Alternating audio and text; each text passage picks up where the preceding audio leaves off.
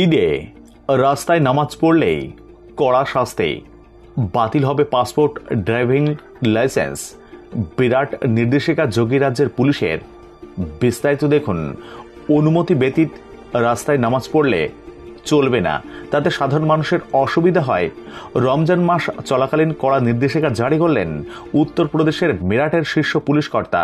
এই নির্দেশ না মানলে কঠোর শাস্তির নিদানও দিয়েছে মেরাট পুলিশ। মেরাট পুলিশের এসপি আয়ুষ বিক্রম সিং বলেছেন, বিনা অনুমতিতে রাস্তায় বসে নামাজ পড়লে পাসপোর্ট পর্যন্ত বাতিল করা হতে পারে।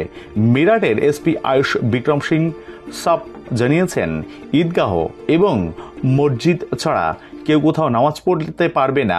কোথাও অনুমতি ছাড়া রাস্তায় নামাজ পড়লে কঠোর শাস্তি পেতে হবে। পাসপোর্ট বা লাইসেন্স বাতিল করা হতে পারে। আর একবার পাসপোর্ট বাতিল হলে নতুন করে পাসপোর্ট পেতে অনেক ঝক্কি পোহাতে হবে। পুলিশের অনুমতি ছাড়া পাসপোর্ট পাওয়া যাবে না। পুলিশ সূত্রে খবর, রমজান মাসে প্রায় প্রতিদিনই নিয়ম করে রাস্তা বন্ধ করে নামাজ পড়ছেন মুসলিম সম্প্রদায়ের বহু মানুষ। ফলে তীব্র যানজটের সৃষ্টি হয়।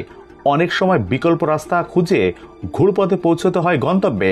স্বাভাবিকভাবেই চূড়ান্ত ভোগান্তির শিকার হন সাধারণ মানুষ। ঈদগাহ এবং মসজিদ ছাড়া অন্য কোথাও তাই নামাজ পড়া যাবে না। আর এই নিয়েই পুলিশের কাছে বিস্তর অভিযোগ জমা পড়েছিল।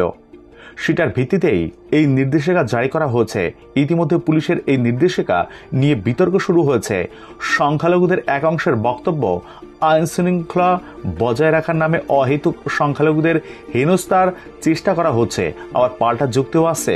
কারো কারো বক্তব্য, প্রার্থনার জন্য নির্ধারিত প্রার্থনাস্থল আছে, তাই সাধারণের অসুবিধা করে প্রার্থনা করা হলে পুলিশ হস্তক্ষেপ করতেই পারে। ধন্যবাদ।